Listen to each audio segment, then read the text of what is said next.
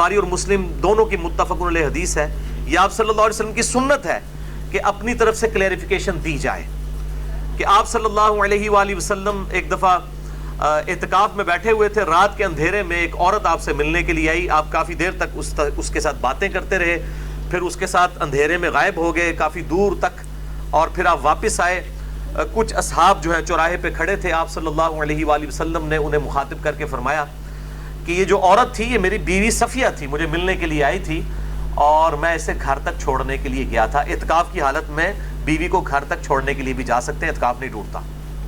تو صحابہ نے کہا یا رسول اللہ صلی اللہ علیہ وآلہ وسلم, ہم آپ کے بارے میں کیسے گمان کر سکتے ہیں کہ آپ کسی نامحرم عورت کے ساتھ اس طریقے سے رات کے اندھیرے میں مل رہے ہوں گے. تو آپ نے فرمایا کہ یہ میری ذمہ داری تھی کہ میں تمہیں کلیئر کروں, کیونکہ شیطان انسان کے خون میں جو ہے رگوں میں خون کی طرح دوڑتا ہے, وہ بدگمانی کروا سکتا ہے.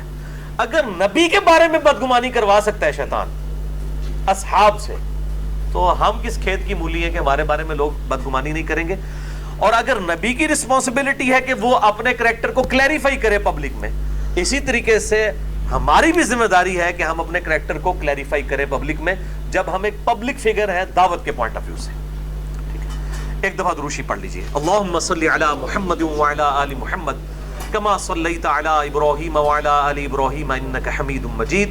اللہم بارک علی محمد وعلی آل محمد کما بارکت علی ابراہیم وعلی آل ابراہیم انک حمید مجید.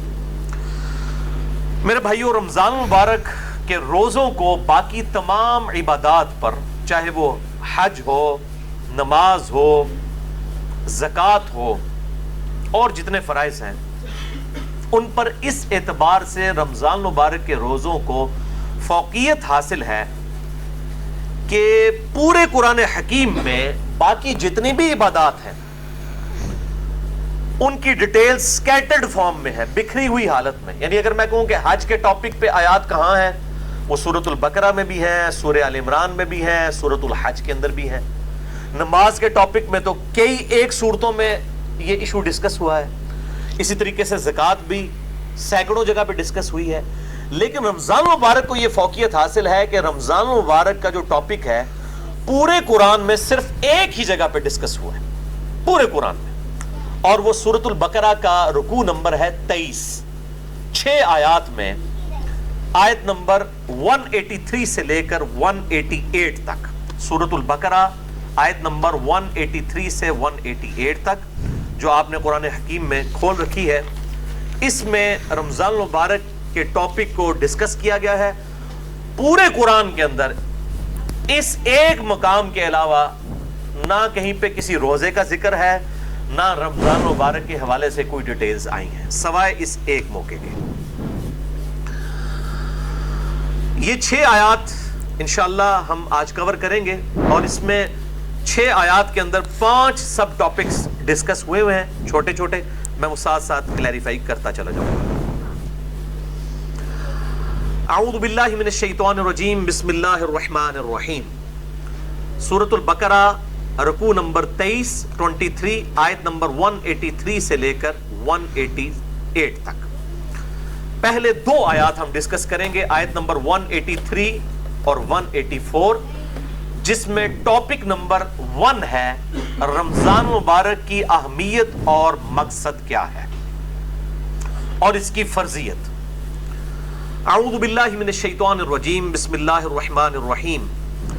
یا ایھا الذین آمنوا کتب علیکم الصیام, اے ایمان والو تم پر روزے فرض کیے گئے ہیں, کما کتب علی الذین من قبلکم, جیسا کہ تم سے جو پہلی امتیں گزری تھی ان پر بھی روزے فرض کیے گئے تھے.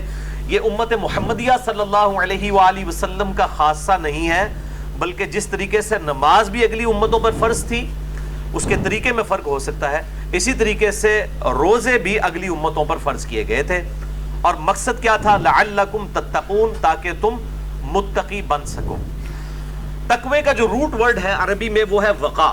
وقا کہتے ہیں عربی میں بچنے کو, یعنی جس شخص کو یہ یقین ہو کہ کسی ہستی نے میری مرضی کے بغیر مجھے پیدا کیا ہے اور وہ میرے ساتھ کچھ بھی کرنے پر قادر ہے, اس کے خوف کی وجہ سے, اس کے ڈر کی وجہ سے گناہوں سے بچنا اور فرائض پر استقامت اختیار کرنا، یہ ہے تقوی۔ اب وہ گناہ حقوق العباد سے ریلیٹڈ بھی ہو سکتے ہیں اور حقوق اللہ سے ریلیٹڈ بھی ہو سکتے ہیں، اور فرائض بھی حقوق العباد سے ریلیٹڈ بھی ہو سکتے ہیں اور حقوق اللہ سے ریلیٹڈ بھی ہو سکتے ہیں۔ سورۃ الحجرات میں واضح طور پر آیا ان اکرمکم عند اللہ اتقاکم، بے شک تم میں اللہ تعالیٰ کے نزدیک سب سے عزت والا وہ ہے جو زیادہ متقی ہے، اور رمضان کا مقصد بھی تقوی ہے۔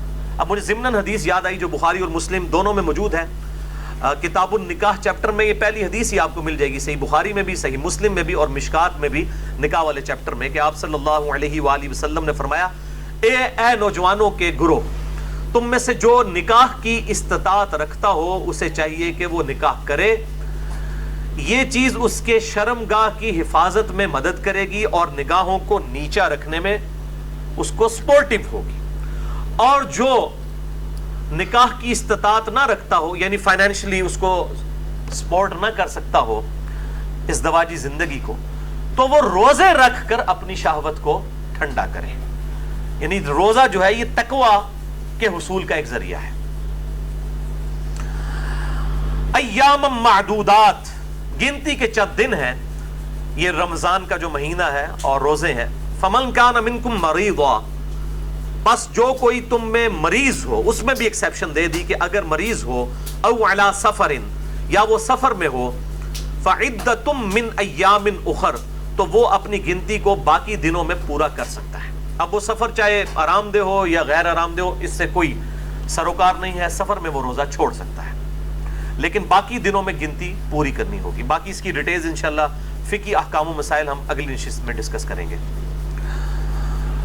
وَعَلَى الَّذِينَ يُطِيقُونَهُ فِدْيَةٌ طَعَامُ مِسْكِينٍ، اور وہ لوگ جو بڑی مشکل سے طاقت رکھتے ہیں روزہ رکھنے کی، یعنی بہت بوڑھے ہو چکے ہیں، بیمار ہیں، یا اسی طریقے سے کوئی حاملہ عورت ہے، کوئی دائمی مریض ہے شوگر وغیرہ کا، اس طرح کی جو صورتحال ہو، فِدْيَةٌ طَعَامُ مِسْكِينٍ، وہ فدیہ دے سکتا ہے مساکین کو۔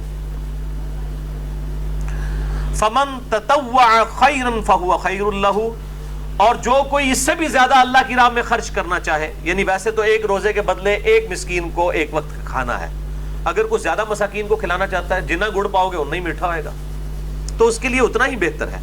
وَأَن تَصُومُوا خَيْرٌ لَكُمْ، اور اگر تم روزہ رکھو تو اسی میں تمہارے لیے بہتری ہے۔ یہ نہ ہو کہ تھوڑی سی بیماری اور بہانہ کر کے کہو جی میں تو فدیہ ہی دے دینا، روزہ رکھنے کی کڑی لوڑ ہے۔ اِن كُنتُمْ تَعْلَمُونَ، اگر تم جانتے ہو تو روزہ رکھنے میں ہی بہتری ہے۔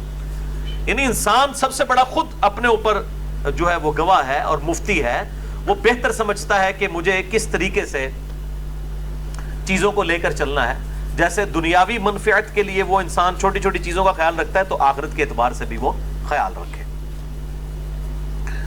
اچھا، یہ جو آیت ہے وَعَلَى الَّذِينَ يُطِيقُونَهُ فِدْيَةٌ طَعَامُ مِسْكِينٍ، اس حوالے سے صحیح بخاری میں ایک حدیث ہے انٹرنیشنل نمبر کے مطابق 4505، جس میں ابن عباس کا قول ہے کہ یہ آیت منسوخ نہیں ہے، کیونکہ بعض اصحاب کا موقف ہے۔ صحیح بخاری میں 4507 نمبر حدیث آتی ہے جس میں ابن عمر کا قول ہے کہ یہ آیت منسوخ ہے، یعنی ان کا موقف یہ ہے کہ یہ پہلے آپشن تھی کہ جو شخص مال دے سکتا ہے وہ مال دے لے، اور جو روزہ رکھ سکتا ہے وہ روزہ رکھ لے، یہ دونوں آپشن ہے، یعنی مریض والا چکر نہیں، جو مالدار ہے وہ صرف مال دے دے، چاہے وہ صحت مند بھی ہے تو روزہ رکھنے کی ضرورت نہیں ہے۔ یہ ابن عمر کا موقف ہے 4507، جبکہ ابن عباس کا موقف صحیح بخاری میں 4505 ہے، وہ یہ کہتے ہیں کہ یہ آیت منسوخ نہیں ہے، بلکہ اس سے مراد وہ بوڑھا اور بوڑھی ہیں یا بیمار شخص جس کو صحت یاب ہونے کی امید نہیں ہے اور بڑی مشکل سے وہ روزہ رکھنے پر قادر ہے، اس کے لیے روزہ نبھانا مشکل ہے۔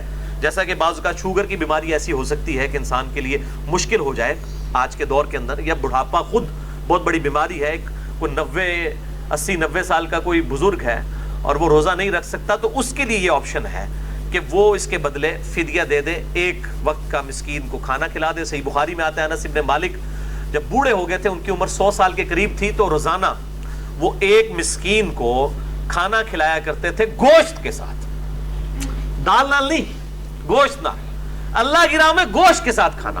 اور یہ بھی آتا ہے کہ وہ بسا اوقات 30 مساکین کو اکٹھا بٹھا بٹھا کر